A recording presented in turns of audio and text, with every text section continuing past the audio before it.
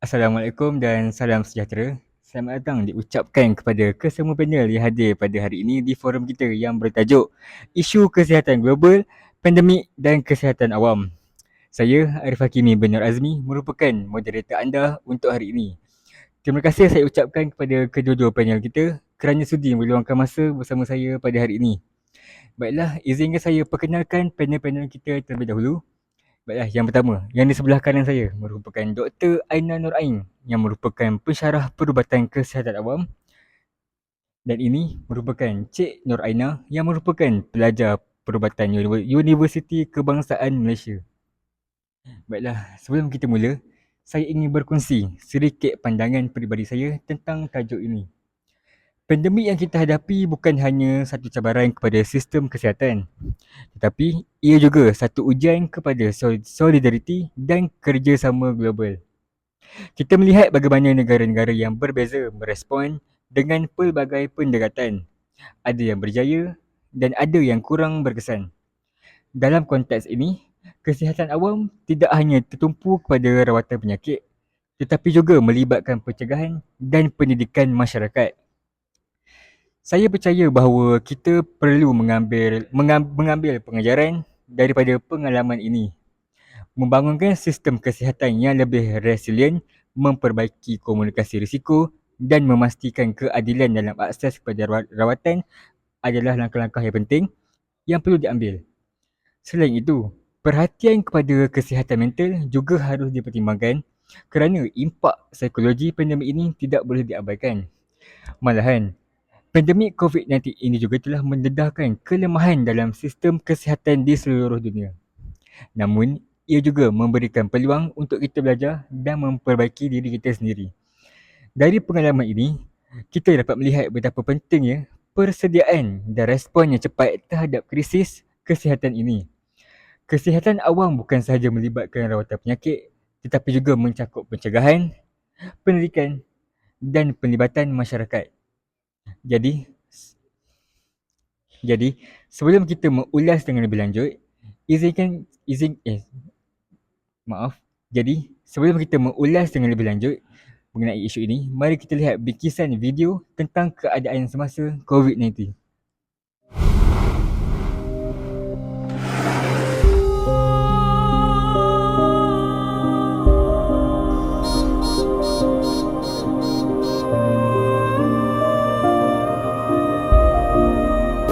Saya yang jaga mak hari ni. Pagi tadi memang jantung mak dah berhenti lah. So kita kena CPR, tekan dada dalam masa 13 minit lah. Jangan takut, jangan sedih. Yang lain tengok, yang lain pun diorang lagi tak sedar tau. Kamu banyak sedar. Kita suspect mungkin masa mak datang pun memang ada COVID dengan heart attack kan. So kali ni pun boleh jadi mungkin lagi mungkin ada heart attack lagi lah. Kalau kamu kuat, yang lain pun boleh kuat. Sendiri pun masa Batuk.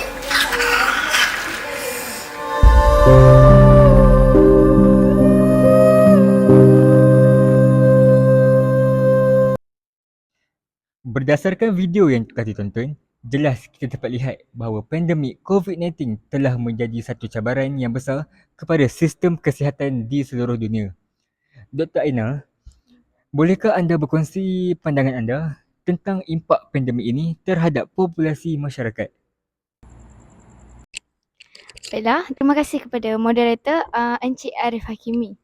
Jadi pada pandangan saya sebagai pensyarah perubatan kesihatan awam, impak terhadap populasi, impak COVID-19 terhadap populasi ini adalah kita semua dapat lihat bahawa bagaimana pandemik ini memberi kesan yang mendalam bukan sahaja kepada kepada sistem kesihatan, tetapi juga kepada struktur sosial, ekonomi, masyarakat di seluruh negara. Jadi, dari segi kesihatan fizikal, jangkitan meluas telah mengakibatkan kematian yang signifikan. Kita boleh nampak kematian yang sangat tinggi Jadi khususnya dalam kalangan warga emas, individu yang mempunyai comorbidity.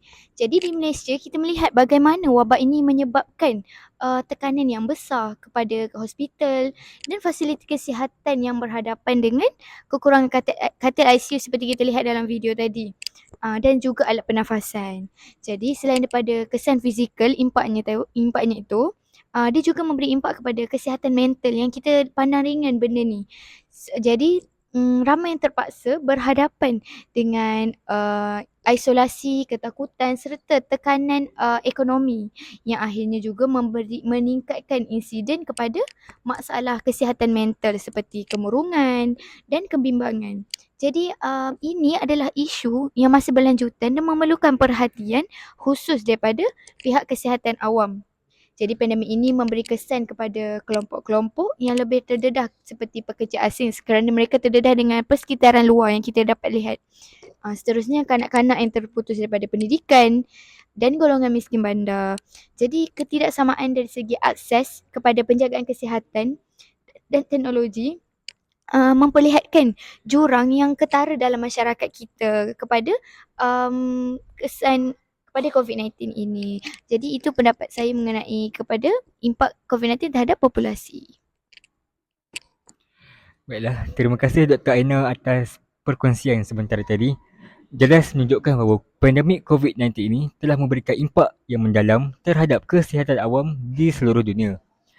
Jadi Cik Aina, apakah pandangan anda pula berkenaan impak pandemik ini terhadap kesihatan awam? Baiklah, terima kasih moderator Encik Arif Hakimi. Sebagai seorang pelajar perubatan, bagi saya pandemik COVID-19 telah memberi kita gambaran yang jelas tentang betapa besarnya impak pandemik terhadap kesihatan awam. Bukan sahaja di peringkat tempatan tetapi juga di peringkat yang global. Okey, pertama sekali kita dapat lihat di Malaysia, semua petugas kesihatan juga terpaksa bekerja melebihi kemampuan mereka. Beban kerja yang tinggi serta kekurangan rehat menyebabkan burnout yang serius dalam kalangan petugas kesihatan di Malaysia lah. Ramai petugas kesihatan dari doktor sehinggalah jururawat menghadapi tekanan mental dan emosi yang luar biasa. Mereka bukan sahaja berhadapan dengan jumlah pesakit yang terlalu ramai, tapi juga perlu berhadapan dengan risiko dijangkiti virus itu sendiri.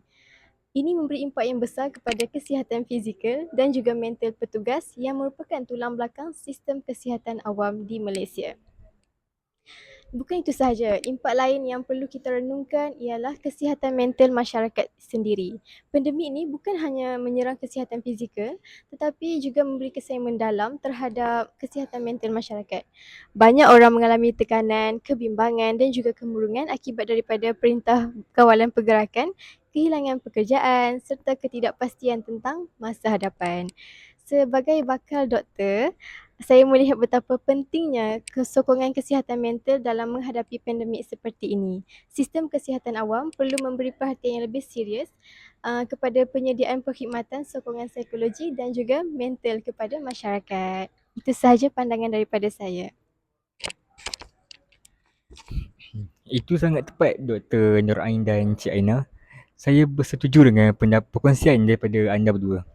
Baiklah, berdasarkan pendapat Dr. Nur Ain, jelas memberikan gambaran yang lebih menyeluruh mengenai impak pandemik yang menyoroti 3 dimensi utama: kesihatan fizikal, kesihatan mental dan ketidaksamaan sosioekonomi. Dari sudut kesihatan fizikal, Dr. Nur Ain ni telah menekankan bagaimana COVID-19 ini mengakibatkan kematian dan keparahan penyakit yang tinggi dalam kalangan individu, seperti warga emas dan mereka yang mempunyai comorbidity.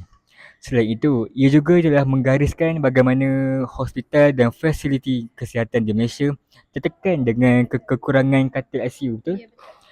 Dan menggambarkan ketidaksediaan sistem kesihatan awam dalam menghadapi pandemik yang besar. Okay, seterusnya, kesihatan mental menjadi isu kritikal dalam seperti yang dikatakan oleh Dr. Naim, betul? Ketakutan terhadap jangkitan, isolasi sosial serta kesukaran ekonomi telah meningkatkan insiden kemurungan, kebimbangan dan gangguan psikologi. Okay. Dr. Naim turut telah menegaskan bahawa kesihatan mental merupakan aspek yang sering terpinggir, tetapi pandemik COVID-19 telah memaksa semua pihak untuk menilai semula kepentingan sokongan kesihatan mental dalam menangani krisis kesihatan. Daripada pendapat Cik Aina pula, jelas menunjukkan pandangan daripada perspektif seorang pelajar perubatan dan ia berfokus pada dua aspek utama yang muncul akibat pandemik ini, iaitu burnout dalam kalangan petugas kesihatan dan kesihatan mental masyarakat secara umum. Pandangan ini sangat relevan kerana ia mengupas satu cabaran yang dihadapi oleh individu yang berada di baris hadapan, iaitu para petugas kesihatan yang berdepan dengan tekanan yang melampau semasa menangani krisis kesihatan ini. Burnout dalam kalangan petugas kesihatan adalah isu yang kritikal yang dikupas dengan baik dalam seperti yang dikatakan oleh Cik Aina. Cik Aina turut menghuraikan bagaimana petugas kesihatan termasuk doktor, jururawat dan kaki tangan sokongan lain terpaksa bekerja melebihi kemampuan fizikal dan mental mereka. Beban kerja yang sangat tinggi, kekurangan rehat dan risiko jangkitan yang tinggi telah menyebabkan burnout yang serius yang memberi kesan bukan sahaja kepada prestasi mereka di tempat kerja tetapi juga kepada kesihatan mental dan fizikal mereka. Ini bagi saya merupakan cabaran yang besar yang menuntut perhatian secara segera daripada pihak berwajib untuk memastikan bahawa petugas kesihatan mendapat sokongan psikologi dan fizikal yang mencukupi bagi mengelakkan keletihan dan penurunan kualiti penjagaan pesakit. Baiklah, saya ingin membuat kesimpulan sedikit. Secara keseluruhannya, Dr. Nur Ain dan Cik Aina telah menawarkan pandangan yang sangat berharga mengenai kesan pandemik ini. Seperti yang Cik dan Dr. Nur Ain sebut, ia memberikan gambaran menyeluruh tentang bagaimana pandemik ini memberi kesan kepada masyarakat dari segi kesihatan fizikal, mental dan ketidaksamaan sosial. Okay. Menurut Cik Ain pula, menekankan kepada burnout dan cabaran kesihatan mental, betul? Okey, jadi saya rasa kedua-dua pandangan ini memberikan penekanan kepada keperluan segera untuk memperbaiki sistem kesihatan dengan memberi perhatian kepada kesejahteraan mental serta sokongan yang diperlukan oleh masyarakat dan petugas kesihatan. Baiklah, seterusnya. Pada pandangan Cik Aina, apakah pendekatan yang sesuai untuk menangani COVID-19 ini? Baiklah. Bagi saya, pendekatan untuk menangani pandemik COVID-19 ni, dalam konteks kesihatan awam, kita melihat beberapa pendekatan utama yang telah berjaya mengurangkan penularan COVID-19. Antaranya ialah vaksinasi yang meluas. Kita dapat melihat di Malaysia juga kerajaan menjalankan program vaksinasi yang telah memainkan peranan penting dalam melindungi populasi dan juga menurunkan kadar kematian serta kes-kes yang kritikal lah kan. Selain itu, pendekatan kesihatan awam yang menggabungkan pengesanan kontak atau contact tracing, kuarantin dan juga pelaksanaan SOP yang tepat yang ketat seperti pemakaian pelitup muka dan juga penjarakan fizikal adalah antara langkah yang terbukti berkesan di Malaysia.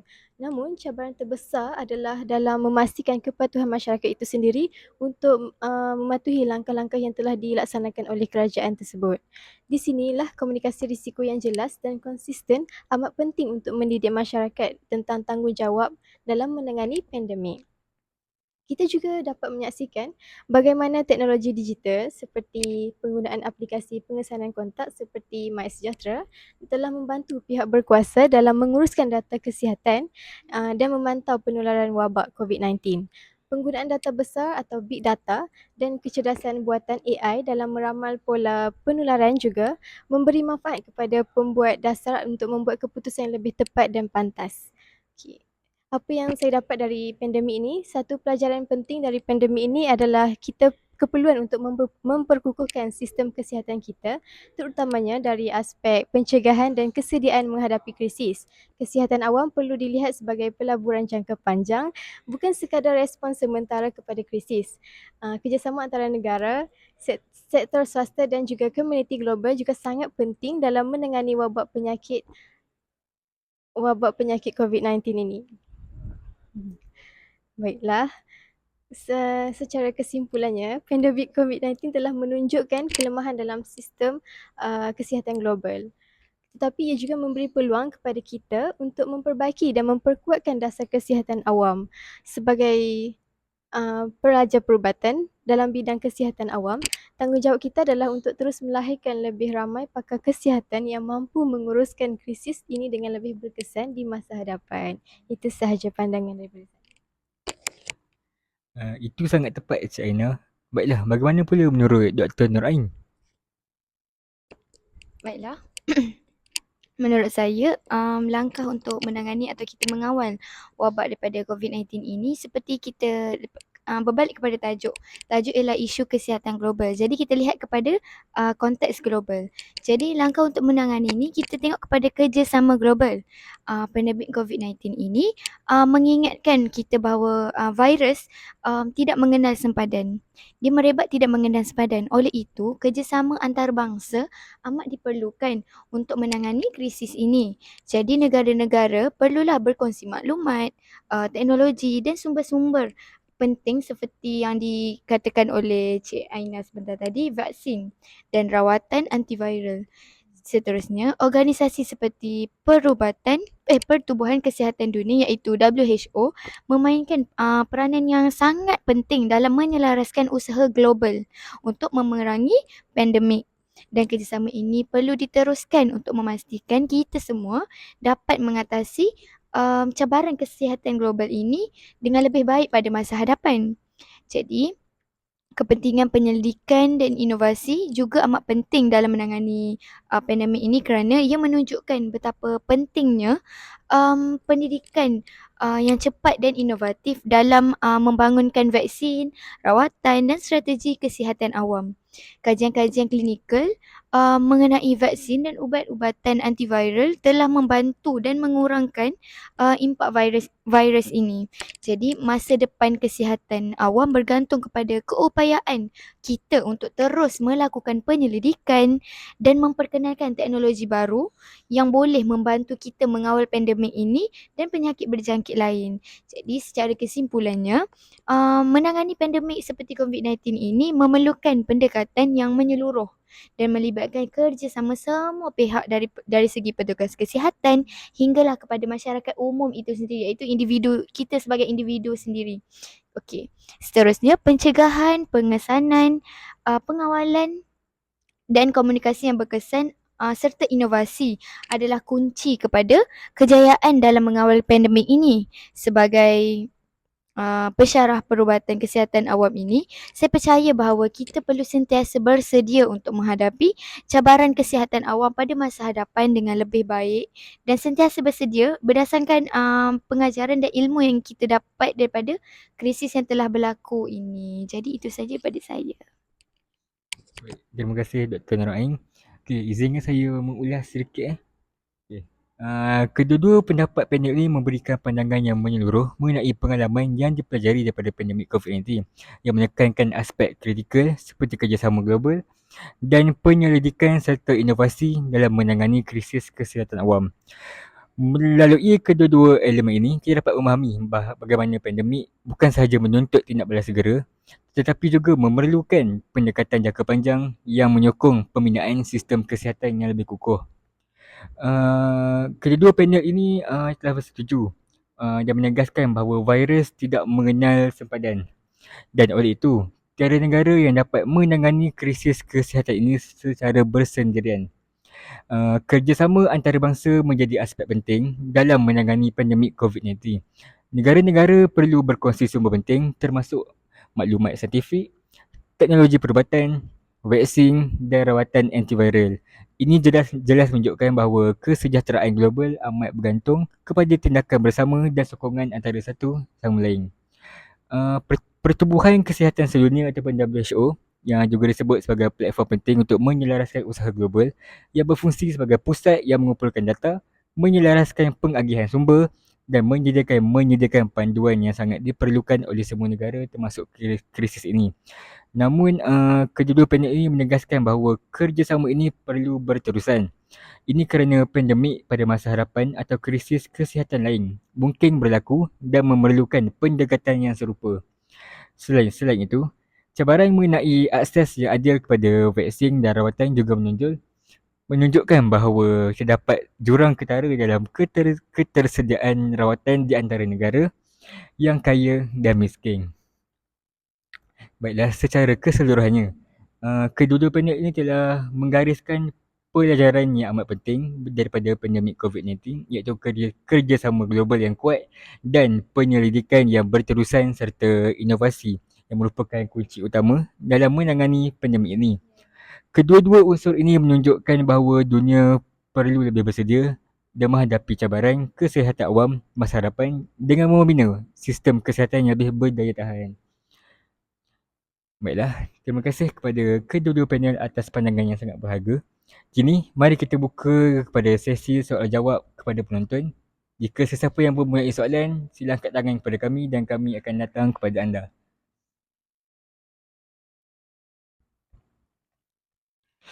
Baiklah, sebagai kesimpulan pada hari ini, isu kesihatan merupakan salah satu aspek yang penting dalam pembangunan masyarakat yang sejahtera dan produktif.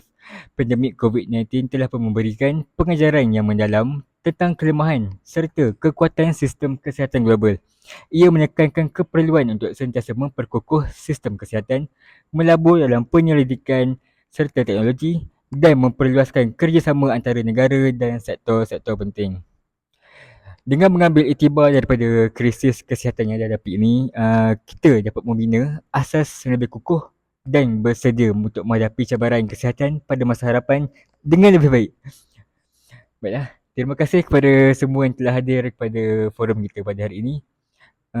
Saya ingin mengucapkan ribuan terima kasih kepada Dr. Aina Nur Ain dan Cik Aina atas sumbangan dan pandangan mereka. Mari kita terus berusaha untuk memperkukuh sistem kesihatan kita dan menjaga kesejahteraan masyarakat kita. Sekali lagi saya ucapkan terima kasih dan selamat sejahtera.